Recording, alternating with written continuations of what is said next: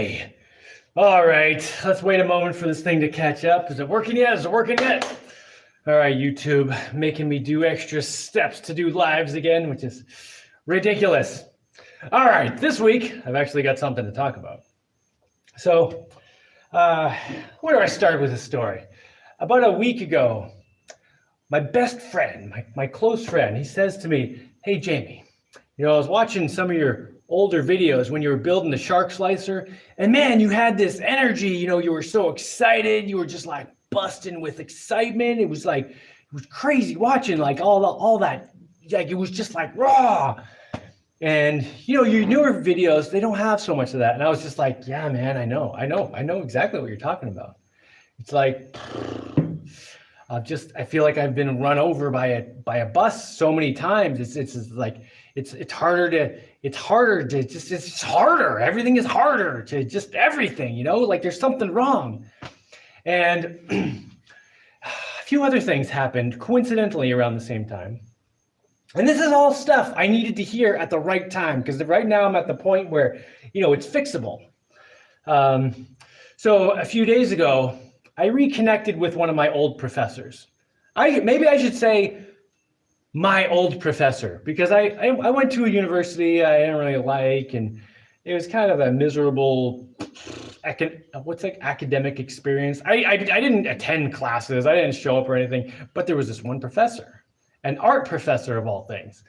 And he said to me one day, "Jaimie, why are you answering questions with this load of crap?" And I was like, "What? You mean you asked me a question and I answered just the standard nonsense garbage answer that every professor wants to hear, and you're calling bullshit on it?"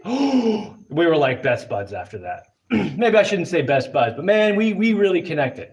And I ended up working with him a bunch and stuff, and we got along really well. And this professor, he's kind of like a bit, what do you say, like a bit of an oddball. He's on the fringe. He's a pirate. He's the guy that a lot of the other professors look at and say, "Well, why doesn't he do it the way everyone else does? Why does he have to be so different?" And he's just like, "Because I'm me. I'm doing my thing. I am doing my thing." Anyway, I haven't heard from him in a long time. We haven't spoken in a long time, but I reconnected with him on Instagram recently, because I don't know what happened, but so I was looking through his Instagram a little bit, and he's still doing his art. He's all old and got white hair, but he's still doing his thing, man. And I'm like, yeah, dude, go for it.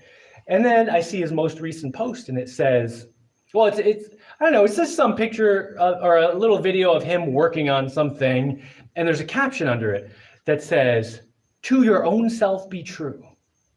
And then it says, by Willie Shakespeare and this play or whatever. Now, it was a paraphrase, modernized paraphrase. The actual original phrase is, "To thine own self be true," right there. And so I read this and I left a comment, and I was like, man, that is one very important thing to always do. And also an extremely easy thing to forget to do. And he writes back, he didn't write any words, he just writes back a bunch of fire emojis, just fire. And I was like, huh. And then he sends another message after that, and he's like, something to the effect of like, I think this is who you are, this is what you were born with. I think the first time you opened your eyes, you had this, and it was just fire. And I thought about it, and I realized, I've been feeling cold, cold, not like physically cold, like it's actually been really warm, actually. It's kind of like hot and humid, and there's no wind. It's too hot lately. But like inside, I've been feeling cold. This is what my friend was talking about. He was like, yeah, man, years ago, you did this stuff, and you were just like, raw. And then, something happened, and you got what he's talking about is my fire got doused. My fire was getting doused. It was getting crushed and crushed and crushed. And I wasn't fighting back enough because I was too busy taking care of this and taking care of that and doing stuff for everyone else, forgetting to be who I am. But, you know, over the last year, I've been working on figuring out who I am, like trying to get myself back together. And a lot of that has been trying to see the truth in the world, right? Trying to put on my BS filter and filter out all the crap and see what's going on. But when I saw this phrase from this professor, to your own self be true, which was paraphrased, whatever. I was like, wait a minute. I'm trying to see the truth in everything else. I'm forgetting to look at the truth in myself. So I made this, to thy own self be true. And I put it up on my wall, and I've been thinking about that. And man, you know, sometimes you just need something to just like smack you and just remind you of lessons you already know. And I've had this experience plenty of times in my life when there's some important lesson that I've learned in the past, and somehow it got kind of picked away slowly, and I forgot and got off the track until suddenly something reminded me of the lesson, and I'm like, oh, I got to get back on the track because that's an important thing. And I'm going to share a story right now to kind of illustrate how important this be true to yourself thing is. Now, this is a story of a situation that wasn't anything dire. There was nothing important going on, which is probably why I could look at it like with a really logical frame of mind. Like I wasn't emotionally involved or anything. Anyway, here's the story, and this is not just a story, it's something that happened. Here's a historical recount. So many years ago, I was visiting a friend in New York City, in Manhattan. And I don't have a lot to do in Manhattan, you know? Like, I like to be in the wilderness, whatever. The only reason I go is to like visit a couple friends and, you know, hang out. So I was at his house, and I was like, well, let's do whatever we're doing here. And he was doing some stuff in his house, and I was like, well, what's the latest video game you got? And he was like, here, Warcraft 3. And I was like, Warcraft 3? I've never played that one. We used to play StarCraft a lot. Just anyone who doesn't know what these games are like, it's basically like a chess game, just really complicated chess game, but in a video game form. So anyway, previous to this, we would often play StarCraft. And whenever we played StarCraft, like together against each other, it'd always be like me against all my friends. And it would be like me against 4 or 5 other people. And I always kill them. I always wipe them out. Just wipe the floor with them, right? So he's like, haha, I've got this game that you haven't played before. I want to see how you do. So I start playing this game, Warcraft 3. I've never played before.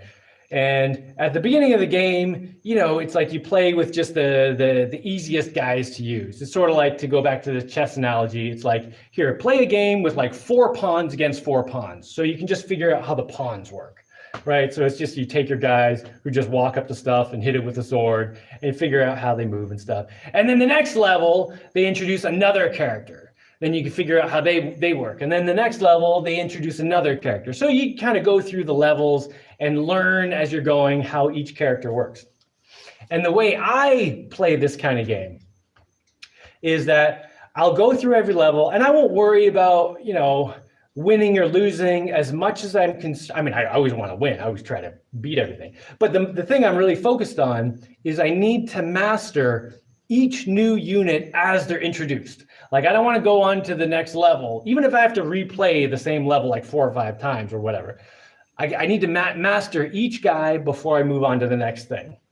And that analogy just goes to anything I'm trying to learn. It's the same thing.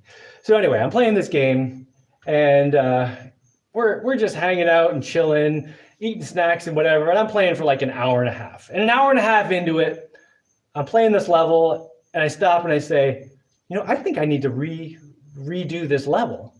And my friend, who's behind me and hears this, who I'm always destroying in the video games, he turns around and he's like, oh, you're going down. Oh, you can't beat this level. Oh, Jaimie, I never thought I would see a day Jaimie would be going down. Oh, I got to watch this.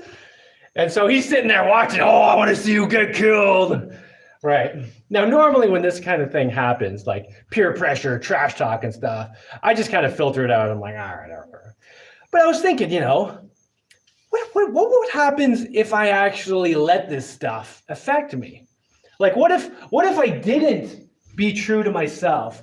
What if I went along with this peer pressure and did what someone else thought I needed to do, which is finish this level and just carry on? So I was like, all right, let me finish this level. And I still beat it, but I didn't really master the new guy. And then in the next level, I was trying to kind of catch up, and I didn't quite master the new guy, and I still had some questions about the previous guy. And then like 4 or 5 levels later, I was like, there's like 6 different guys I can use here, and I don't really understand. Like, I haven't mastered them, And the game's just getting more and more frustrating because like every level, like I lost a little bit, and then I lost a little bit more, and a little bit more, and a little bit more. And then I got to a place where I was just like, I just feel like I'm lost. I don't know what I'm doing, And that is what happens in real life when you let some other thing out there, it could be another person, peer pressure, your own fear, or whatever. You let something take you out of who you are and who you think you need to be and who you should be, like take you out of the real you and have you put yourself in a situation where you're kind of compromising what you really should be doing. Because when you start compromising a little bit, then it gets a little bit more, a little bit more, a little bit more, and then next thing you know, you're just lost. It's a mess. The same thing happens with like bullies. When you're a little kid, I can't speak from a ton of experience. No. When I was really little, I got bullies, but pretty quickly I learned how to deal with bullies. Oh yeah, fight back. You got to fight back right away. Because if you're a little kid and you're at school and some kid picks on you and you don't stand up for yourself, well, you've just set a precedent. And the next day, they're going to come pick on you again. And they're not going to come at you with any hesitation because they've already established that you're not going to fight back. So they come at you more. And the next day, they come at you more and more and more and more. And every day, it gets worse and worse and worse and worse. But if you just fought back that first day, put up a little resistance, they would have been like, this guy's just not worth it. But then it gets to the point where you like really have to fight back, and you got to fight for your life because you left it too late. So it's really important to be yourself and stay yourself. Be true to yourself. Be to thine own self. Be true. And to quote Mr. Shakespeare, it's really important to keep that and maintain it. And I was slipping for a while, and I think I'm doing a lot better now. Anyway, so that's something I've been thinking about a lot lately, and something that's hugely important. And I've stuck it on my wall, so I'm not going to forget that this here fire. That's me. That's who I am. I got this fire inside, and all throughout my life, people have been trying to douse it. Family, friends, don't do what you're doing, Jaimie. You're crazy. That's not going to work. You're going to fail. Always constantly trying to douse this fire. And then anytime I feel like my fire is going out, it's probably not me. It's probably not that I'm like, it's probably just outside crap. And I need to be who I am and make that fire keep going. So, yeah, and there's a whole bunch of other stuff in there that is, there's a mosquito. No, it's not a mosquito. No, it's just a little tiny bug. Anyway, how are you guys doing today? Mr. Landfill, what's going on, man? Hello, Tennessee. Hold on, I think. Oh, no. Let's fix our... Sean, how's it going, man? Sean says, restoke the within fire. Yeah, a lot of times... And the thing is, like, my fire wasn't out either. I could feel it in there. And I could feel, like, this anger and rage and, frustration. But I'd just been kind of slowly putting it aside more and more until it was just kind of like stuffed in the corner, just a raging inferno that I'm like, I got to keep that. No, I got to bring that back out. I got to let that fucker go, man. So, yeah, and I don't know when all that happened, like a week ago or something, and I've been getting a lot of work done and just doing tons of stuff, and it's really changed the way I view everything I've been doing here too, because I'm kind of embarrassed to admit this, but Um, in semi-recent times, the last year or two, whatever, I don't know. I've lost track of time for this stuff. But in semi-recent times, I've been thinking, am I doing the right thing? Here, living on this.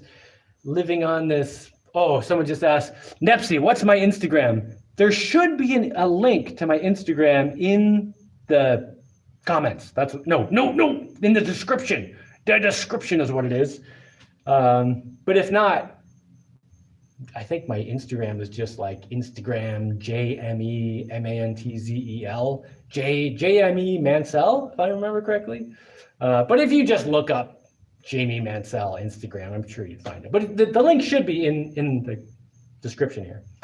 Oh, what the hell was I talking about? Oh yeah, so I've been kind of stupidly questioning, am I doing the right thing here? Living on this island, homesteading, trying to teach my kids all this stuff about, survival and science and logic and, understanding things that a lot of people just don't care about in the modern life. Like I think it's important that my kids see where their water comes from. Like, am I just like wasting their time teaching them all this stuff and making sure they know how the electricity works and all this stuff? And now that I'm back to being myself, I'm like, of course that is amazing and unbelievably valuable. What is wrong with you, Jaimie? All this stuff you decided to do all these years ago that you are actually accomplishing. That's important and it matters and it is good stuff. And one of the problems I've had is that I've had certain failures, things have not gone well, and it's just piled up with a bunch of other stuff. It had me kind of questioning who I am and who I should be and all that stuff. But yeah, it's all stupid, man. Like if I look back at like a few years ago when COVID happened and like the year, one of those years that the world spent almost all their time locked in their apartments and houses and whatever, like during this COVID quarantine. You know what I did? I built a friggin' house. Like I was able to do that because I did things ahead of time to plan for that possible situation, because I knew the direction the world was going. I didn't know exactly what was going to happen, but I was like, I need to insulate myself from this kind of crazy stuff that's going on. Totally a good idea, Jaimie. So yeah, I'm not questioning that stuff anymore. I mean, I still always question everything because it's important to always question yourself, but I was doing it too much. So I've really been working on being true to myself. Mr. Landfill, let's see. Are you linking my Instagram there? I don't know.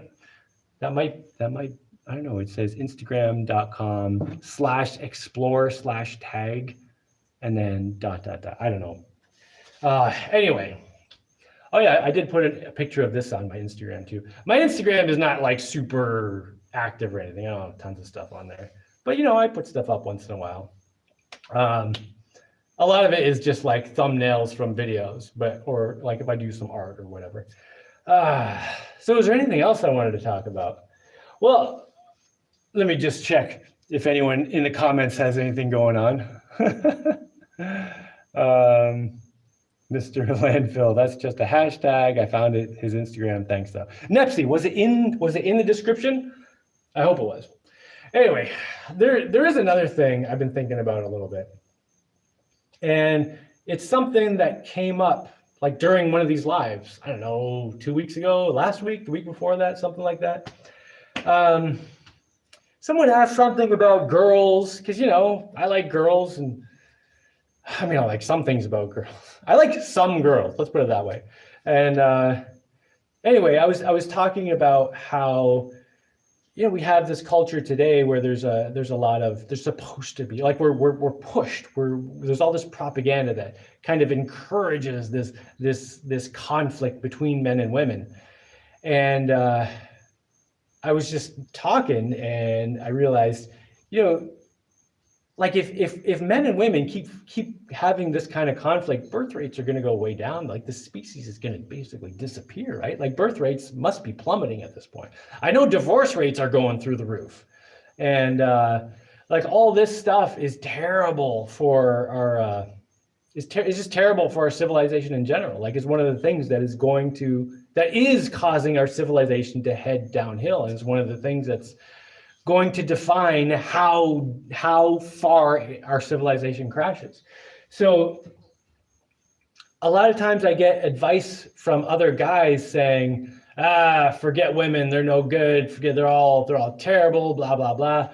But I don't think that's a solution to anything, because of the reason I just said. Like we can't just say as men or as women, some women watch this too, we can't just say the other gender is difficult, so let's just not deal with them, let's just hate them.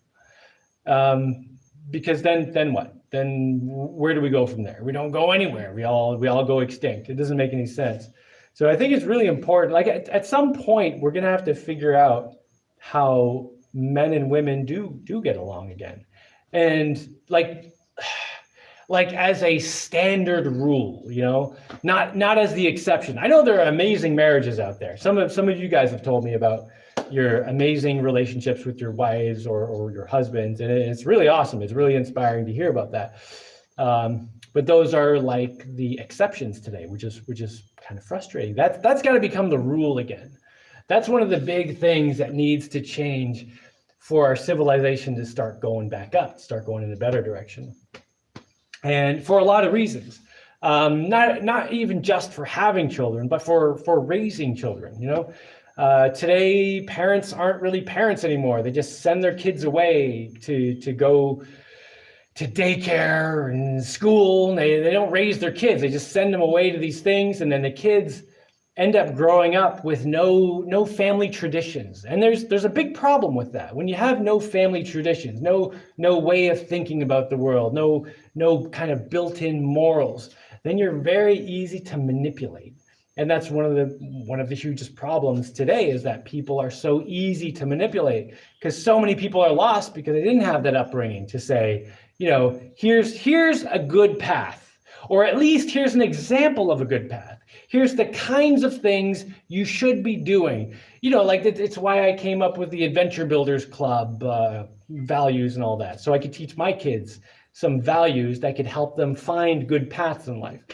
But like so many kids today are growing up without any kind of moral guidance, any kind of family traditions or any of that kind of stuff, and they're just lost, and they become really easy to manipulate. And then you get some psychotic leaders who are just like, all right, let's throw some propaganda at these people and turn them into sheep and just get them to do whatever we want, and then we get all kinds of problems because not enough people are fighting back against the bad ideas, and not enough people are fighting for the good ideas.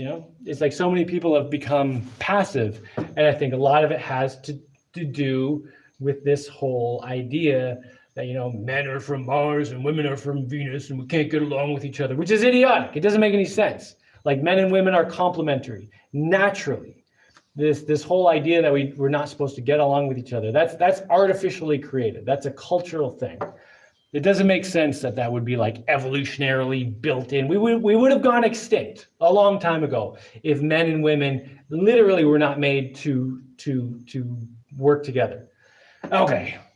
All right, I'm gonna shut up now and let's see what's going on here in comments. Okay, you just linked to my Instagram there, so anyone who wants to see what my Instagram is here, just go look at with Mr. Landfill link there. It is not in my description. Oh, the link to my Instagram is apparently not in the description of my videos. I thought I put it in the default description that always comes up, but I'll try to remember to fix that. Maybe I just did that on the other channel and I forgot to do it here or something. I don't know. Anyway, it looks like you guys don't have that much to say today. Maybe because I'm talking about super boring stuff, or maybe it's because I'm talking about touchy subjects that y'all don't want to talk about.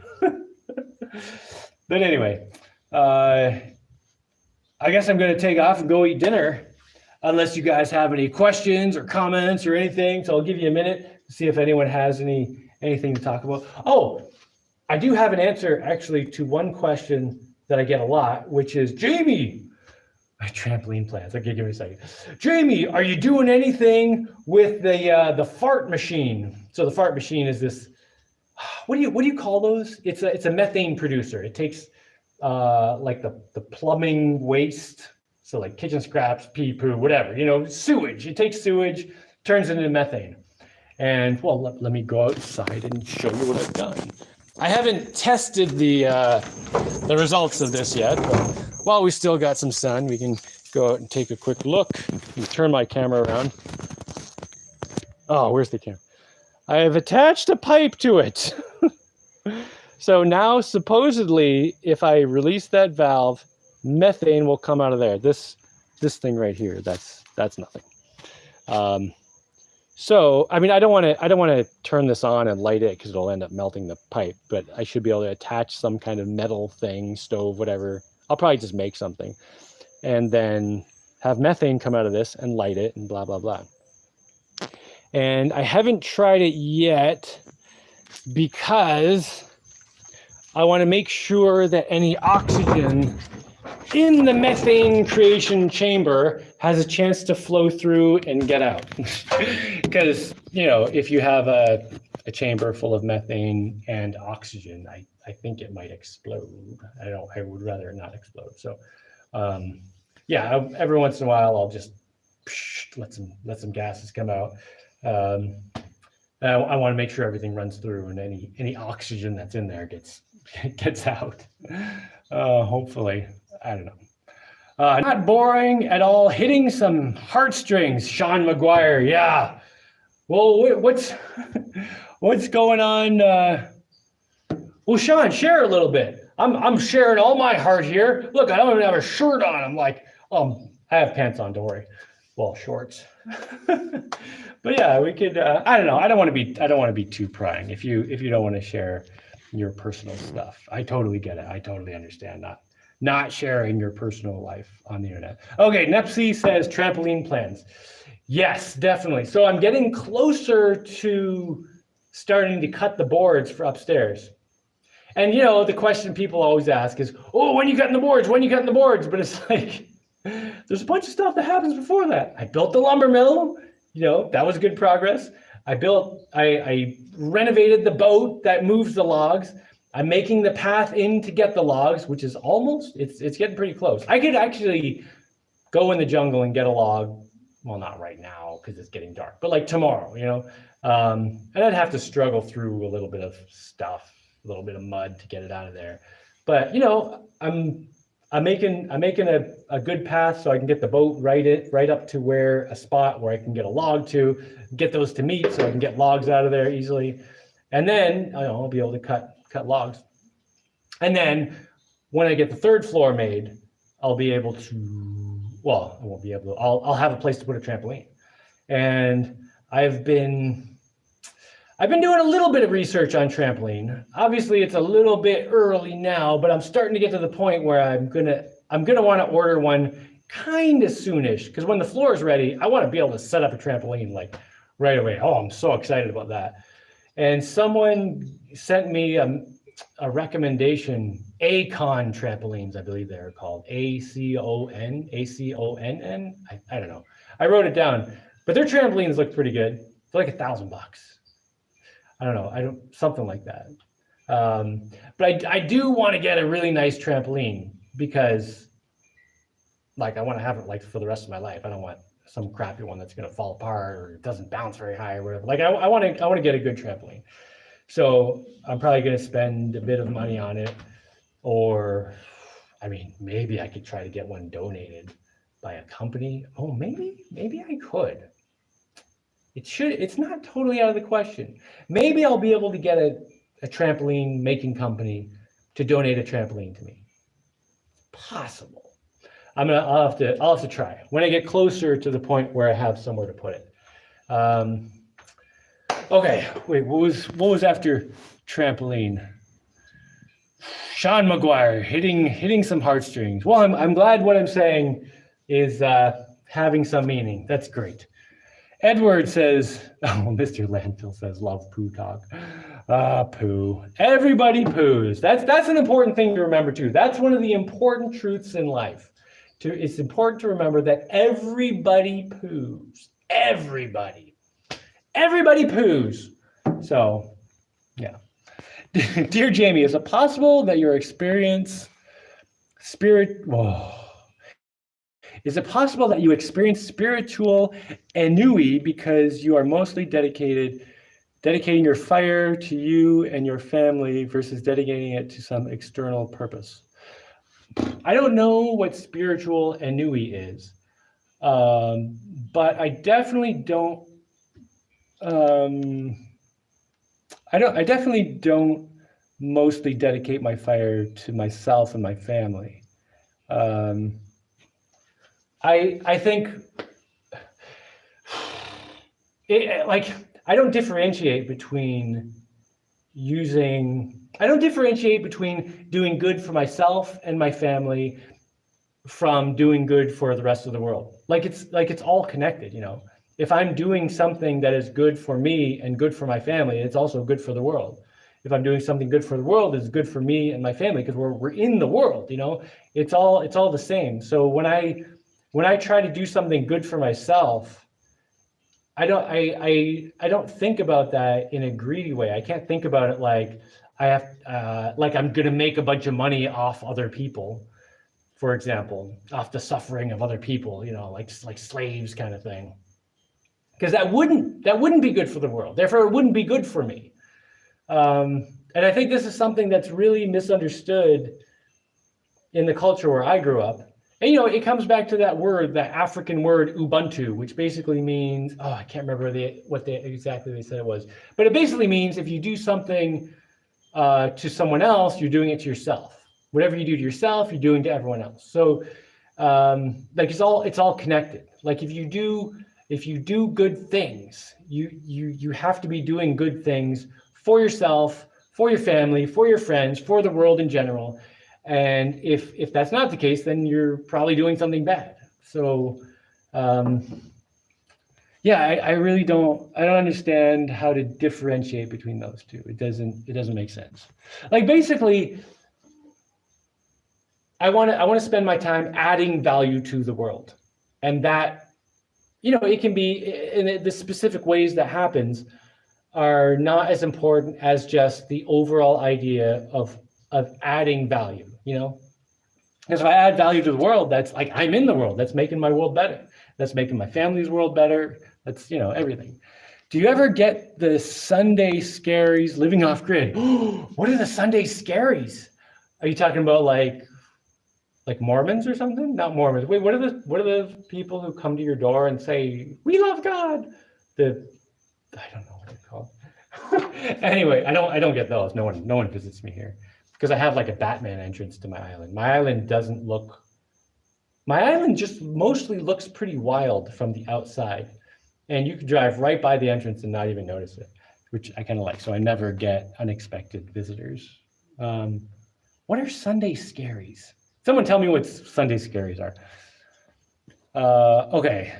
Edward says, is it possible that I think this has to do with the spiritual ennui because you are mostly dedicating your fire to you and your family, which I don't think I am. Okay, like you could work for the ocean cleanup and help remove plastic pollution from rivers and the ocean. I do pick up plastic out of the ocean, and I've used an incredible amount of styrofoam, from a lot of which came from the ocean, a lot of which came from people who were throwing it out. My house is made out of partly concrete, but also something like 200 barrels full of styrofoam that I took out of the world. That wasn't just for me or for my family. That was to help clean up the world. So yeah, I really don't understand the idea of like deciding where I'm going to do good. And yeah, it doesn't make sense. I could work for the ocean cleanup, and I don't know what the ocean cleanup is. Is there some company called the ocean cleanup, or are you just saying, you know, in general, I could help clean up the ocean? I mean, whenever I'm driving around in my boat, I see plastic stuff or styrofoam or stuff in the ocean. I pick it up and I try to do something with it. I've taken loads of stuff out of the ocean. or help extend humanity to other plants, etc. I don't know. How do you extend humanity to other plants, etc.? like should I go up to should I go up to my avocado tree and put some hands on it? Then it'd be more human-like. I don't think that's what you meant. But okay, I don't know exactly what you mean, but in terms of plants, this island that I moved to had very little vegetation on it. And now it has way more vegetation. And it has food growing, which is added value to the world in general. Because if I get bananas from my tree here, that means I don't have to get bananas from somewhere else. That means someone else can have those bananas. So someone else can have that food. Like it's all connected. I just focus on trying to add value to the world in general and do a good job. So I'm not sure if that covers your question, hopefully. Sean says, I have been bogged down and very stressed with thoughts of going into winter on a low budget. Ah, yes, it's been affecting everyone around me. And I become an asshole. I've just recently trying to find myself. So yeah, when you get frustrated, it's really easy to become an asshole. And going into the winter with financial difficulties is, well, that's one of the reasons I moved off grid, is because that is a scary situation. When your whole life is dependent on money and what you can buy, it's really scary when you don't have enough money to heat your home, you know? After I moved off grid, there was something that happened that I never experienced before moving off grid. And it was this. I was living in Vermont, and I experienced it the first year and every year since then. But the first cold day of autumn, of the fall, the first really cold day, I would get this deep down panic almost, just and it was just this feeling of it's almost like my head was going underwater, and I know I'm going to be there for months. It's like, okay, it's getting cold, and you are in for it. It's going to be cold for months. I have to presume that was an instinct that was built into us to deal with winters, because the first really cold day of autumn is like, whoa, okay, this is your last chance. You got to get ready because it's about to snow, or maybe it's already snowing. You got to hunker down. You got to go kill a deer or something. Freak out a little bit. Do whatever you got to do. Prepare, because you're going to be freezing for a while, unless you take care of business and whatever. But yeah, man, a lot of people I've been talking with are telling me about these terrible financial situations they're in, where the cost of everything is going up, and they're already on a pretty tight budget, and the cost of things went up so fast that they're just totally unable to keep up, and they're just having to get rid of things, and there's a limit to how much stuff they can sell or just get rid of. And yeah, man, I feel you. It is a difficult situation, and I've been in a really difficult financial situation before. One of the ways I got out of it was I was just homeless for a year, because I was like, you know what I can do to pay off this university loan? I can besides get one of these horrible jobs that would make me feel sick. No, I can not live anywhere, save all that money in rent, eat really, really sparsely, and just put all my money into this stupid loan for a year, and then have it paid off. And it was a horrible situation. I was in some really difficult situations during that, but I kept pushing through so I could get out of debt and get into a better position. You could totally find a company to sponsor you with a trampoline. Ooh, Nepsy says I could totally find a company to sponsor me with a trampoline. Yeah, I hope so. I've had a lot of luck with that in the past, not trampoline specifically, but I got some nice batteries for some boats and some solar panels and a few other things here and there. Of course, when I look at my YouTube channel, I don't get a ton of views, so I don't know. But I mean, I'll try. I will definitely try. Trampolines should make for some good videos anyway. Those should get a lot of views, right? Anyway, I'm definitely going to see if I can get a trampoline donated. Radio says, yo, Jaimie, if you suddenly had $1 million, would your life be exactly the same, but with an abundance of materials? Yeah, pretty much. I think pretty much. Yeah, I don't think things would significantly change if I suddenly had a lot of money. Like I would probably, I would buy some stuff like that would not greatly change what I'm doing, but yeah, I'd probably just do some interesting projects and build some really cool stuff. I mean, I'm already building really cool stuff, but yeah, if I had more money for materials, I would probably just do kind of even more crazy stuff, you know, crazier stuff. I would be living pretty much the same, but there would be like more submarines and more giant robots. That's maybe literally, maybe figuratively. There's a pretty good chance there would definitely be more giant robots, because that's getting close to my priority top. Like I'm already thinking about designs for the next giant robot, and I'm thinking about what 3D printer to get to make a really nice prototype, because I want to make a really nice prototype before I make the next big one. I want to make, anyway, yeah, if I suddenly had a lot of money, I would, like my life wouldn't change significantly. I would just be doing stuff more. Sean says, I've been trying to correct my attitude. Yeah, that's a tough one, isn't it? It is really tough to correct your attitude. And I feel like this thing here just helped me a ton. Because, you know, not that my attitude's been terrible, but I've been like wrestling with it for a while, trying to get back on track. And I've been trying for long enough that I was getting somewhere, and I was ready to hear this message. For anyone who missed the beginning, I recently, how do I sum it up quickly? An old friend posted this quote on something, you know, be true to yourself, and it just clicked something in my head, because like I'd been pushing for that in kind of a vague way, and then the phrase was like, oh, that's what I'm going for. That's exactly what I need to do, and a bunch of stuff just kind of clicked together, you know. So yeah, man, if you're trying to fix your attitude, or any kind of complex problem like that's difficult to fix, just keep pushing on it, you know, keep putting pressure in the right direction. And you know, you might run into some obstacles here and there, but if you keep going, if you keep applying pressure in the right direction, a lot of times something will come up, and a lot of times it'll be totally unexpected, like this thing for me this week. And suddenly like a bunch of stuff will click into place, and it'll be like, whoa, I just made a huge amount of progress. And yeah, I mean, that's like a good way to look at life in general.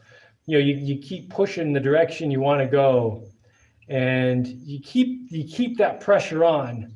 You don't make progress by, you know, this sudden huge effort. You make progress by keeping at it, and then suddenly something gives at some point, you know. It's the same thing with people who are like, you know, like a really successful singer or something. Often, you know, the media will say an overnight success, but then you talk to the person, they'll be like, dude, I've been pushing for this for like 8 years. I've been trying for like 8 years, just day in and day out pushing for this. And then suddenly, you know, something happened, something clicked, and I got to do the thing. But it wasn't an overnight thing. I was pushing for a long time, and you keep pushing, and then you get to take advantage of what is it called? Opportunities. Yeah, opportunities come up. Okay, Mr. Landfill is here to edumakize me. Okay, I'm going to be edumacized by Mr. Landfill. Thank you, Mr. Landfill. Ennui, pronounced ennui. Okay, let's restart that. Ennui. I don't know. Ennui. I kind of like ennui, but okay, fine. Ennui is a type of chronic boredom. Oh, which generally involves weariness, dissatisfaction, dead mosquitoes, and apathy, as well as a tendency to feel that everything is uninteresting and unfulfilling. Yeah. Okay. I can explain my ennui. For me, my ennui, my ennui, and I wouldn't say I had a severe case of this or anything, but, definitely more than I should be feeling, was just from, how do you explain this? The mother of my children not living up to expectations. Let's just put it that way. And it being so bad that I was like, this is a complete and utter failure. I've never experienced such a complete and utter failure besides that situation. And I was just like, I mean, all efforts I've made, everything I've tried to do, it's all just resulted in complete and utter failure. And it just made me feel like, it doesn't matter what I do. But, coming back to myself, be true to me. So many other things in my life I put effort into and get great results. So, I can't get stuck on this one thing. A lot of other things are going really well. Like, things are amazing with my kids. I feel good about the fact that I am doing some kind of good in the world. Like, I feel like my presence here is more valuable than not valuable. Let's see. Oh wait. Ooh, Mr. Landfill is going to educatize me again. Thank you. The Sunday scaries, or Sunday blues, as they're sometimes called, are feelings of anxiety or dread that happen the day before heading back to work. I do not get that at all. No, I just get the Sunday scaries because, oh man, I have a life to do. I gotta talk to all these stupid people, pretend I care. I'm just kidding. I'm totally kidding. No, I don't get that at all, because I could totally understand if you have a work week and then a weekend. But for me, I do pretty much the same thing every day. I basically work as hard as I can, as much as I can, as often as I can, every day that I can. Let me go get a light. Hold on. I'm going to get a light.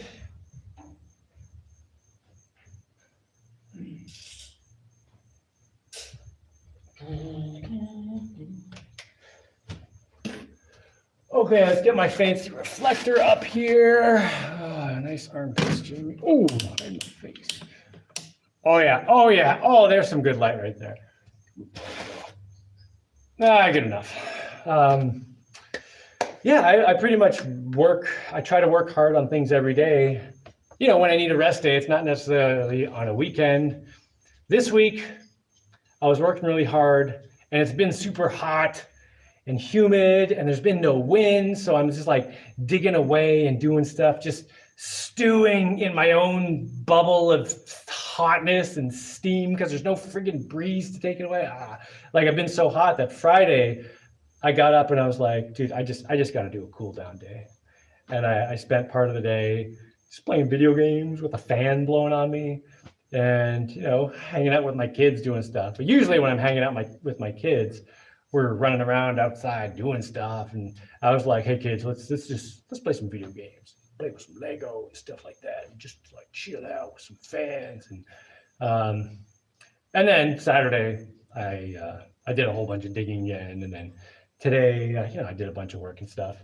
So I don't have a weekday thing and a weekend thing.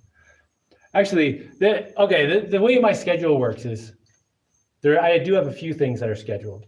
One is this live that I do every Sunday around 5-ish, give or take 6 hours. I don't know. And then the weekdays, 5 days a week, every morning I do some kind of exercise usually. Although if I miss one, I don't get crazy about it or anything, But other than that, I don't really have anything scheduled.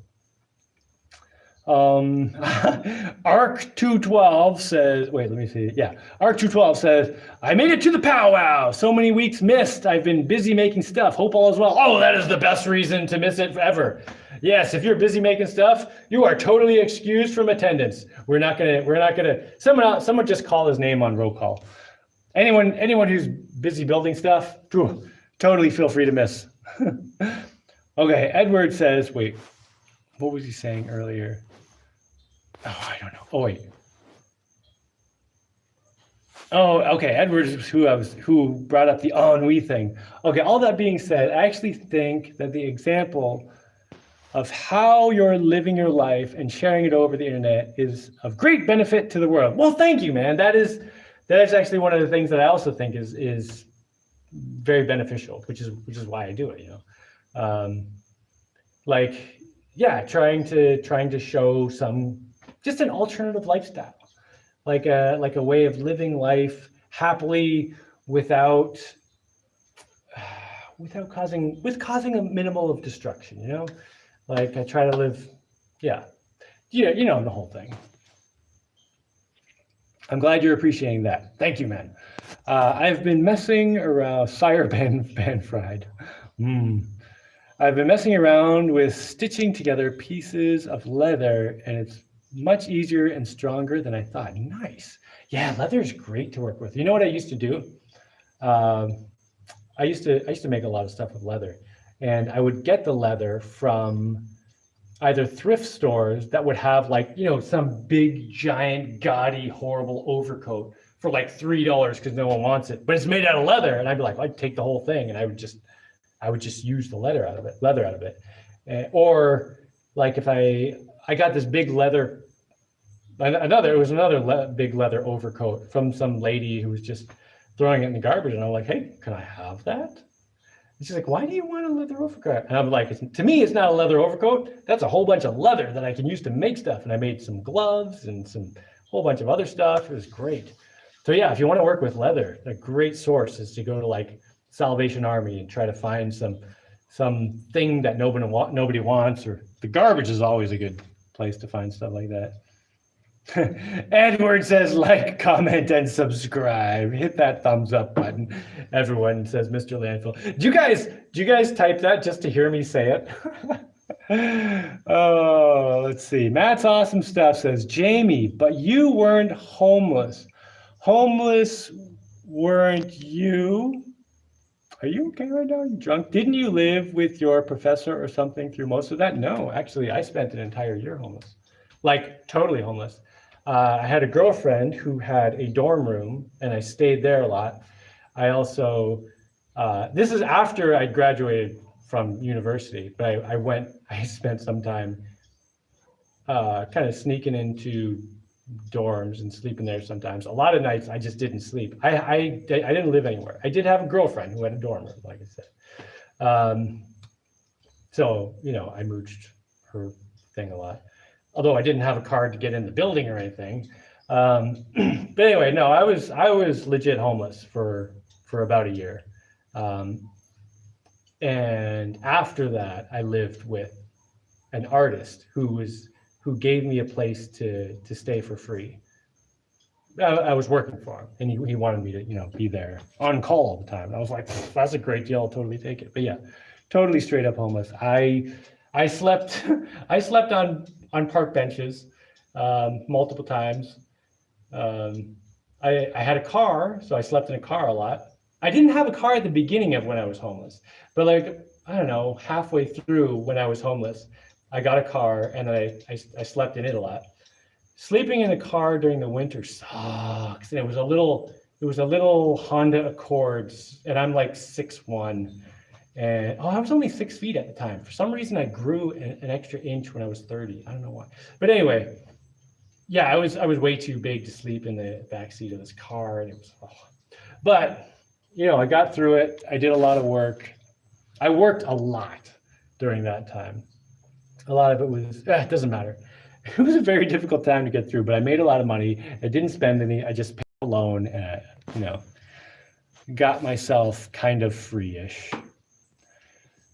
Would you build another bigger boat? I might. More upgrades for the big boat. Actually, I'm working on an upgrade for the big boat. Well, not like the shark slicer, the tiger shark slicer, my cargo. I'm changing the motor, although I'm just kind of stealing the motor off the boat I was driving for a while, which I haven't been driving. It's kind of parked over here. I'm taking that motor and modifying it so it fits on the other boat. And I am making a video of that. I know I haven't made a lot of videos lately because I've just been digging, you know. I made a couple videos about, you know, moving stuff with a wheelbarrow and digging. And that's like most of what I've been doing lately. But yeah, today I was like, I got to do something else. So I started working on one of the boats a little. So I am making a video about that. I also did a bit of concrete repair, and I have like a video started about that. So I have to finish that. Let's see, ARC 212. And just going, Matt's awesome stuff. You gotta relax, dude. You gotta back off a little. Chill, man. Let's see. ARC 212. I've been trying to rebuild the engine of my Toyota pickup 22RE, and I've been held up by two incredibly seized bolts. Oh, this is the worst. Oh, God. Seized bolts in an engine. Oh. Seized bolts in the cylinder head. None of them came out after 4 days of penetrating oil. Oh, God, that's the worst. Then switched to degreaser in reservoir, drilled above bolt. Works well. Oh, nice. So you got one. You got them out. One more bolt to go. Having to stay patient. I could easily shear the bolt right now, but it progressively loosens. Yeah, that's bad. Oh, yeah. Trying to get like a rusty, seized engine apart. Oh God, it's such a pain in the butt. I've done that before. And, oh, Matt's awesome stuff, says to Arc. Armchair advice, does heat help? To thine own self be true, Matt's awesome self stuff, is an Alcoholics Anonymous slogan. Well, it's good stuff. Matt's awesome stuff. Heat would help for sure, but I have a bunch of solvents just above where the flame would be, and the block is such a big heat sink. Maybe I'm being an idiot. I just want the block. Yeah. Jaimie, do you ever wonder what day it is? I mean, occasionally, I guess. It's more like I more wonder what month it is. I'm like, is it October yet? I don't know. I think it's close to October right now, but I'm not sure.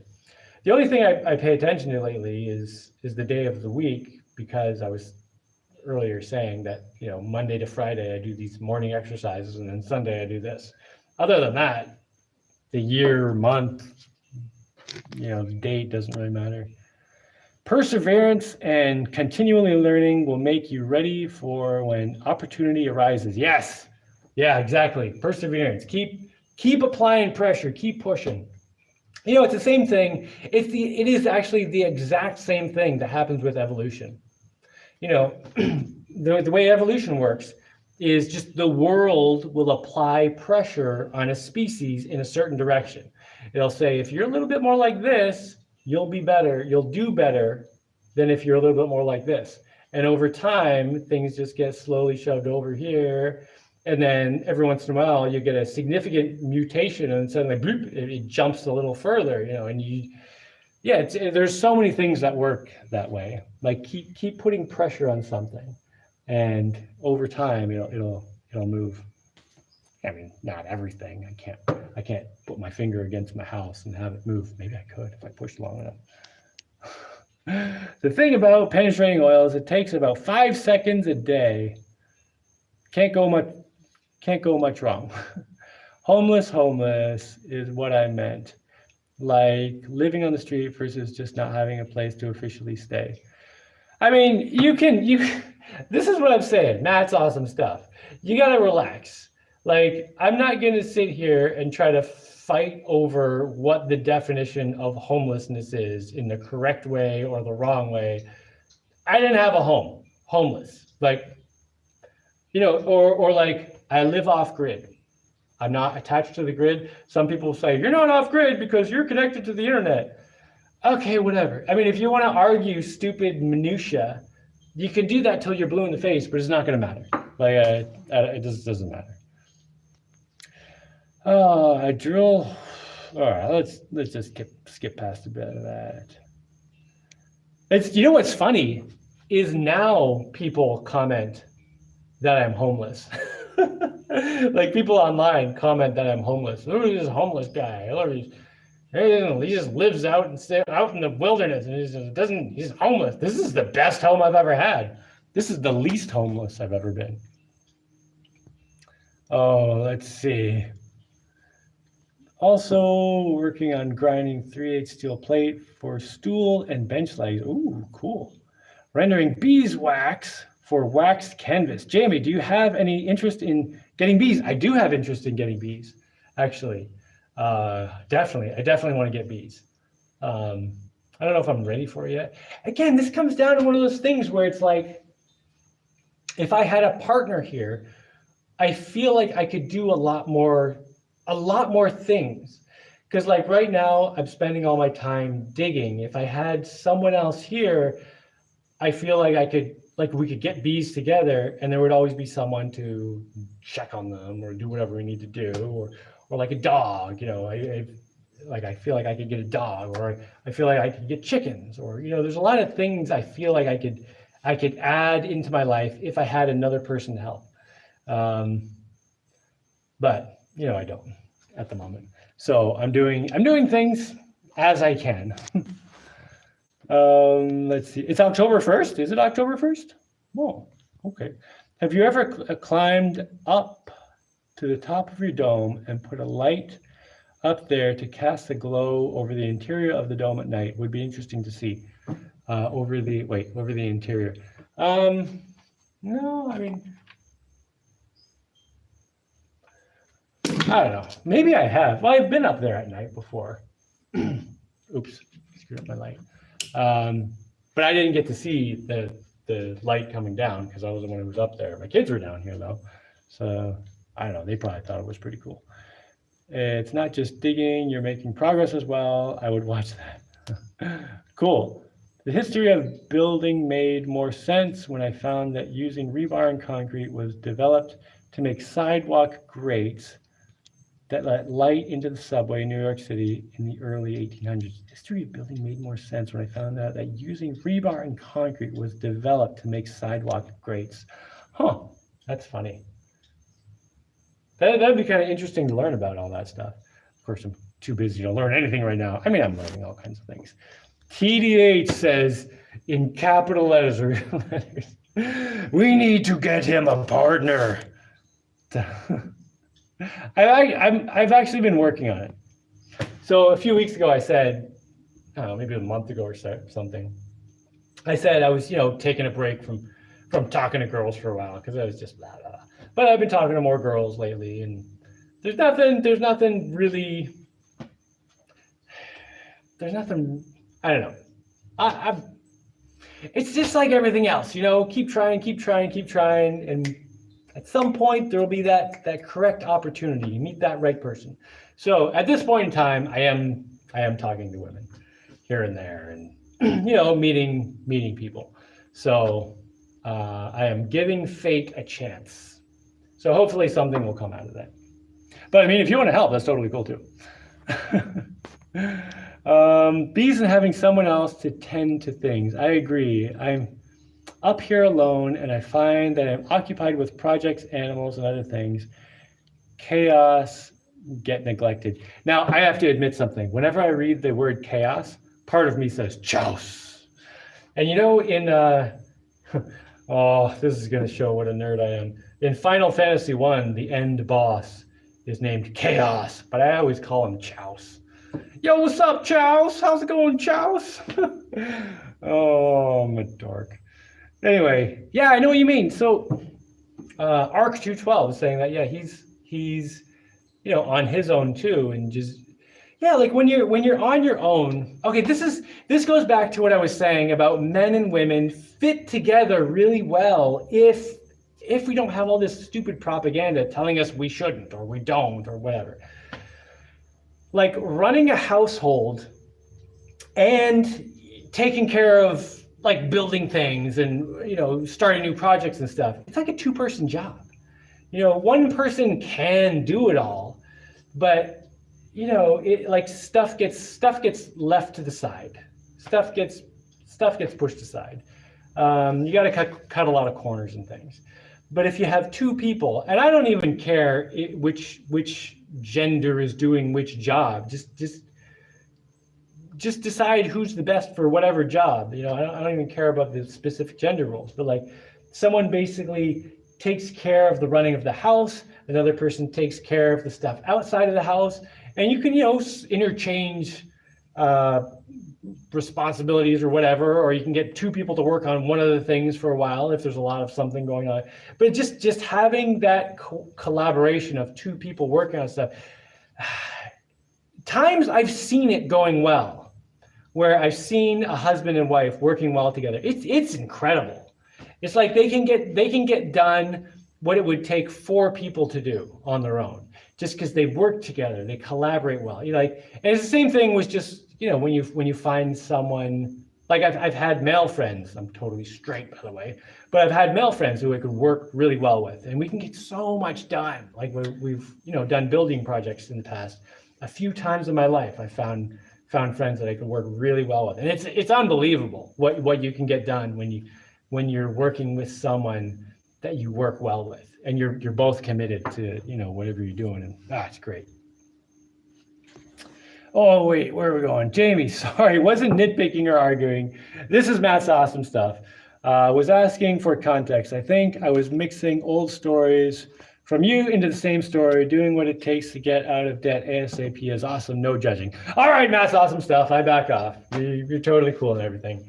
But yeah, I was legit homeless for a year. Although I don't think I ever slept under a bridge.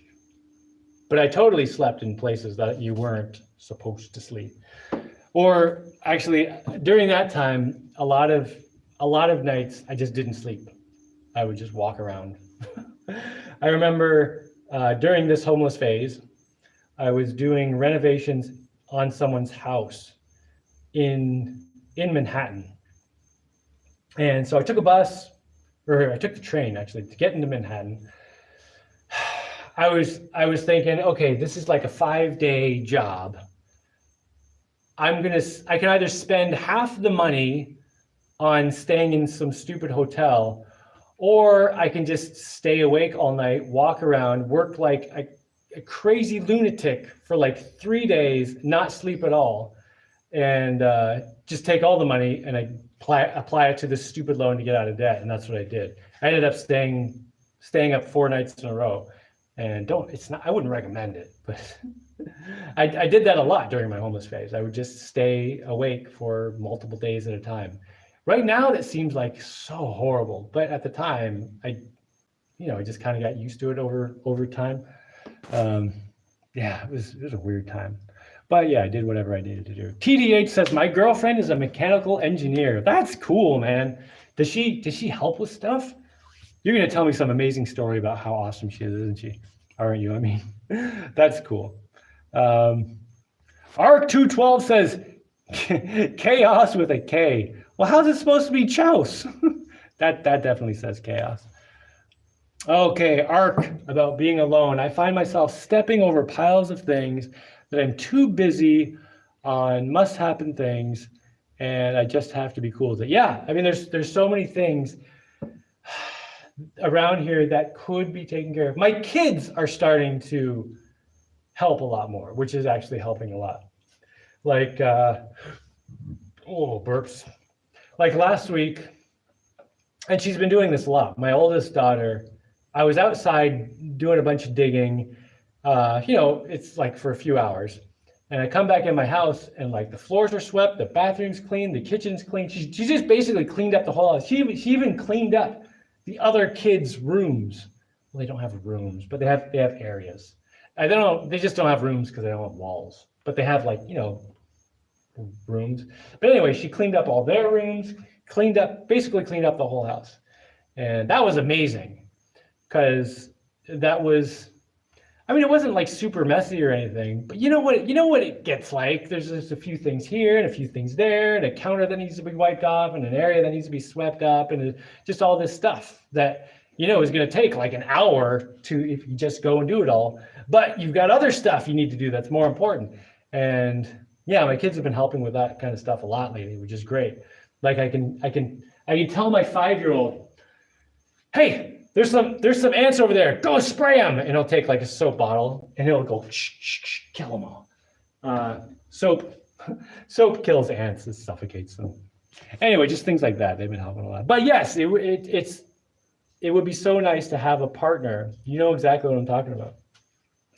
To just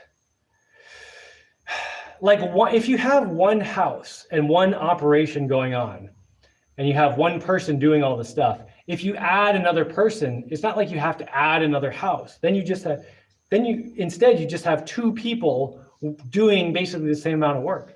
You know, you can get so much more done. Anyway, I think that industry is still recovering from so many men being lost in World War I. I like finding old technical books. So much good information is being lost as old libraries are tossed. Oh man, there's a lot to go into in that whole statement. Yeah, it's not even just that men were lost in World War I. That was World War I and World War II. That was a significant problem. Also, a lot of fathers were lost. So a lot of kids grew up without fathers. And even fathers that weren't lost, they came back from the war, they weren't really the same person anymore. A lot of people got really screwed up by going and seeing their friends get blown away for like however many years and then come home. It's like, hey, I'm just going to go back to being a dad. It's like, that would be nice, but not so easy. Anyway, there's so many things that have happened that have destroyed families since then. Like World War I, World War II, a lot of bad propaganda, a lot of crappy culture, marketing, people basically making a living off destroying other people's families, destroying families, destroying other people's lives. There's just a whole lot of things that have been tearing families apart, and fixing families is one of the huge things that would need to happen for civilization to start going back in a better direction, you know? Honestly, two people together is such a huge leap in economies of scale that it's hard to make it alone. It's almost 0% extra work to add 2 times as much food to the pot or to share a bedroom, etc. Yeah, exactly. And one of the analogies that I always think about, because I spend a lot of time in a boat, is when I'm in a boat and I'm pedaling or driving or whatever, I'm going into the wind and into the waves. Say I can go 5 miles an hour and I've got 2.5 miles an hour coming against me. That means I can only go 2.5 miles an hour, right? But if I add another person and all their energy and whatever, and they can also go 5 miles, we're not just adding another 2.5 because we're still only losing that 2.5. Now we can go 7.5. Like, yeah. It's like if you have a house, you add another person, you don't double the work. And like you said, when you cook food, it's not double the work to cook food for 2 people. It's maybe like 10% more work, 5% more work. It's so much easier to add another person. Now, if you add like 40 people, that's a whole other story. But just to add another person that you're close with, that you understand, that you have good communication with, that you can work with, like, you don't, there's so many things where it's like, you're not adding any extra work, you're just adding extra help, you know? Oh, let's see.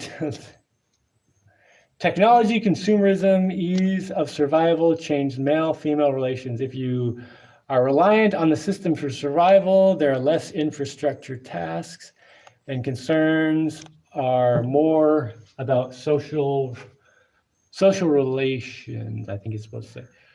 Yeah, so one of the big problems with relationships today is that people don't need each other.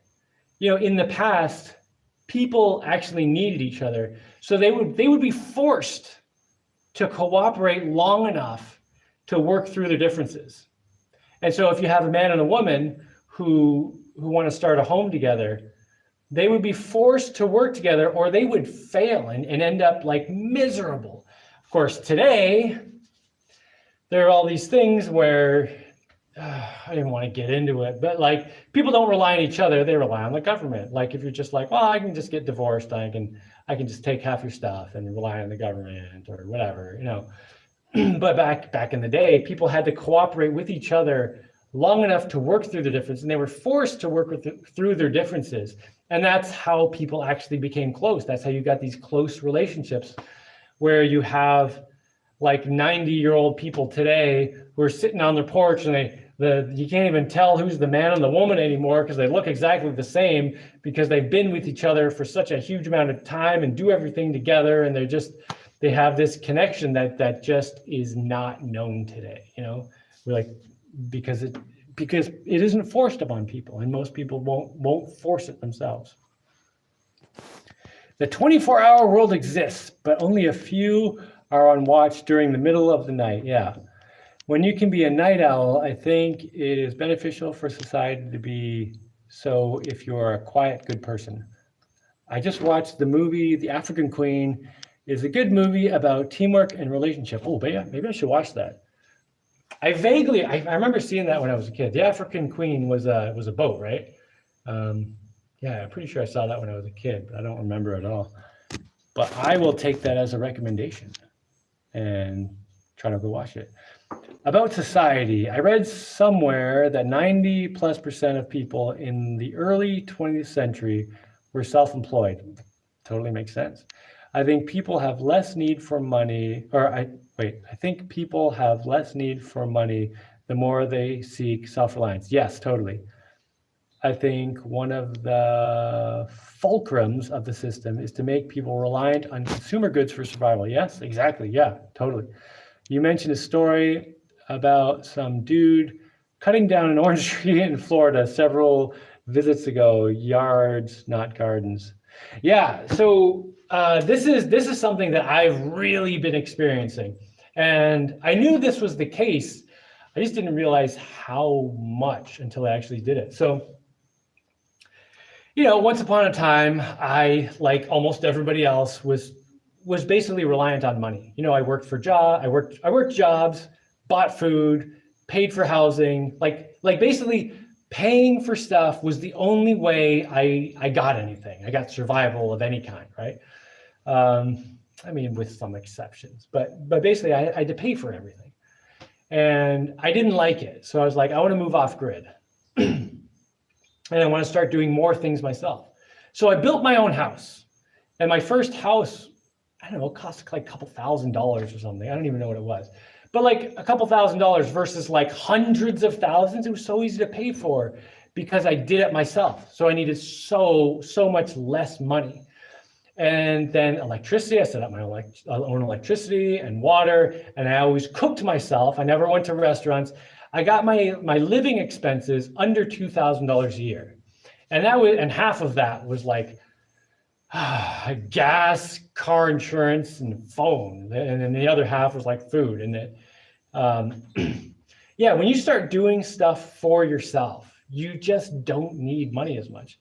And like you said, one of the big things that's going on today is people are being pressured more and more to rely solely on money to get everything you need. Otherwise, you're not cool. Don't do things yourself. Just pay someone else to do it. The problem is it puts you at huge risk. You are at a huge risk if you're relying on money for everything, because you don't control the money. Someone else controls the money, and the money can gain value or lose value like quick, like that. As people are noticing right now, inflation has gotten pretty bad from what I understand, and prices are going up, and suddenly this money you've been relying on, now it's suddenly worth like half of what it was before or something. It doesn't matter what the number is, but and there's nothing you can do about it. You're just stuck because you're dependent on this artificial thing. But if you do things yourself, like if I go get bananas off my tree, it doesn't matter what else is going on in the economy of the world. I can just get those bananas, and it's just worth a banana, Yeah, the more you can do for yourself, the less dependent you are on money, the more freedom you have. Oh, and yeah, that story about the guy cutting down the orange tree that was full of oranges. But I want to go buy the oranges instead of just having my own oranges. It's just totally insane. Today's marriages are also adjoining of his employer and hers. Okay, one of the huge problems with marriages today, what was it? Okay, one of the points of marriage, like one of the reasons for marriage in the beginning, like the reason to make it a legal thing, was to make it so people were bound, like people were making a contract to say, now we are in this together. You can't just get out. We are doing this together. So that way you could have children and say, no, you have to be a mother and I have to be a father. We have agreed to this. It is legally binding. It is morally binding. We have to do this. And that was the reason to have the legalized marriage, was to legally force that commitment, in addition to any other commitment people. It was to legally force that commitment. Well, that's gone now because you can just get divorced. So there's no actual reason to get legally married. I mean, there are some stupid little inconsequential reasons, but the main reason, which was the contract to say we are in this together and it is legally binding, that's just gone. So there isn't actually any reason that I can tell to get legally married. Oh, let's see. African Queen is about a boat during World War I or World War II or something. Yes, they have to engineer their way out of the problem and get it running and escape. Oh, that does sound interesting. I gotta watch that. Flight of the Phoenix is another good World War II movie where they have to re-engineer. I did see that movie. I remember that one. They re-engineer a crashed airplane to fly back out of the desert. Invest in iron rods and pipes. I have been investing in stainless steel pipes and sheets, actually. And the reason I go stainless steel instead of just iron or regular steel is because those will degrade over time. They'll rust, particularly in a saltwater environment. But I have a whole bunch of like stainless steel stuff that should maintain its value as a stainless steel pipe and not corrode over time, like should hold its value. I heard that Kim Jong-un does not poo. Oh, Kim Jong-un, of course he does not poo. You know what I heard they do with Kim Jong-un is when he goes to sleep at night, they drug him so that he won't wake up. And then they take a vacuum cleaner and clean him out. And then he, according to him, he never poos. I obviously just made that up, but that would be pretty funny. I wouldn't be surprised either. Oh, Ark says, thanks for the visit, Jaimie. Had a little rest, arms feel recovered, going back to it. Good luck with all your projects, endeavors, amigo. Good luck, Ark. I hope you get everything taken care of, and I hope it goes well. Home Planet says marriage was necessary because a woman couldn't make money, own things, or vote through most of history. Well, neither could men. But we're gonna get into a whole big argument there. Like men had the idea that men had all these rights all throughout history and women didn't, and then women just got them now. Well, men have had them forever. That's not true at all. Like for most of history, no one has had any rights. Then men got them, and then women got them, and there's obviously a lot more to that story, but they got them pretty close to each other. Anyway, well, it depends where you're talking about historically specifically, but through a lot of history, people just weren't relying on money. Like making money wasn't a thing. And I actually live near people who are still primitive enough. And I don't use the word primitive in a derogatory term.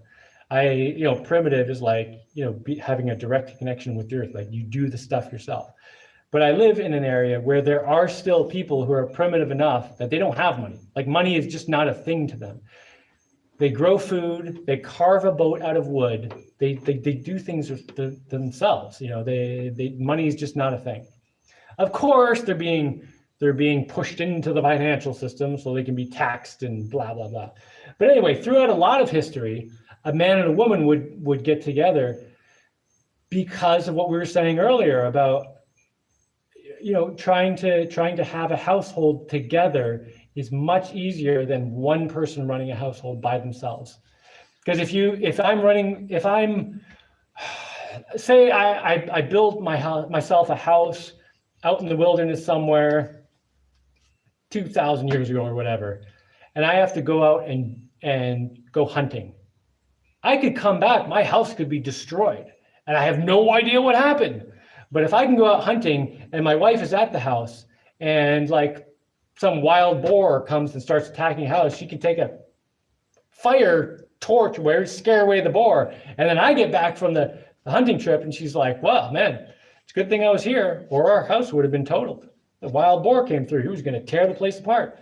There's so many reasons that more than one person cooperating together, it just fixes so many problems.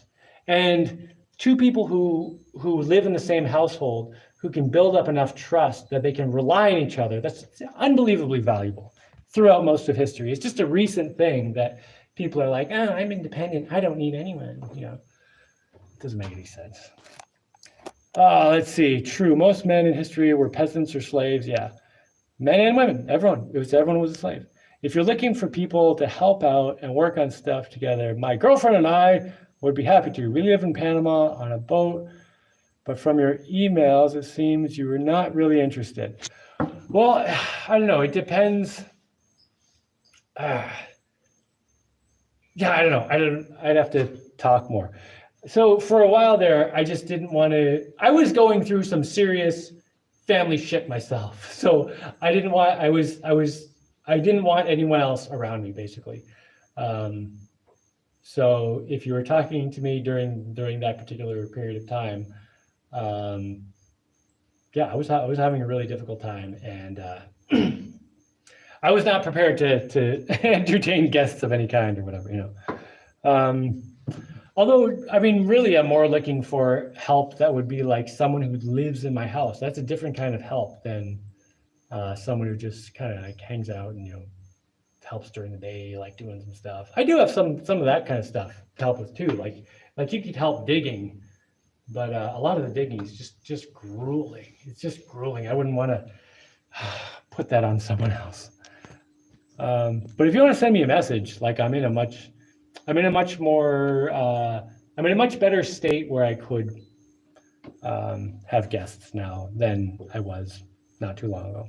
Anyway, ancient Greece is an exception where women owned the land but couldn't rule it. When Paris stole Helen of Troy, it wasn't for her beauty, but her acreage. Oh, that's funny. I'm not even going to tell you what I was thinking about there. Helen of Troy was the most beautiful woman in the world, so I think it was at least a little of column A, not only about land. How is a woman the most beautiful woman in the world? I would be surprised if, like, some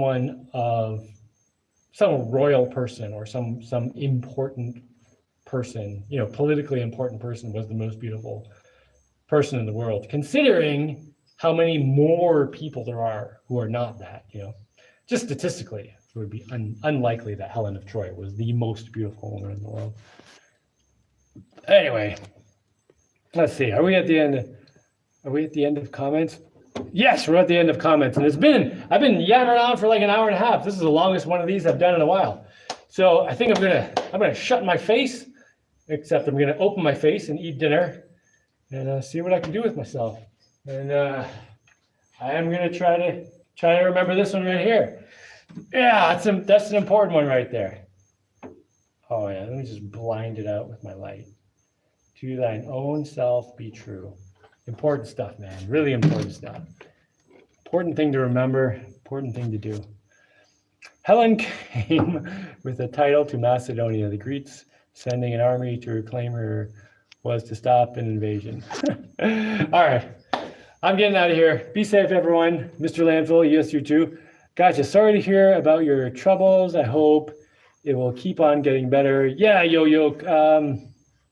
Things have been greatly improved with significant amounts of force, I guess. Did Jaimie do the art on that poster? I did do the art on the poster, yes. I spent like an hour drawing it with pencil and then markering it and coloring it in with crayons. Maybe an hour and a half. I don't know. Okay, I'm getting out of here. Everyone, have a great day or night or morning or whatever you got, wherever you are. Have fun and keep pushing in the good direction.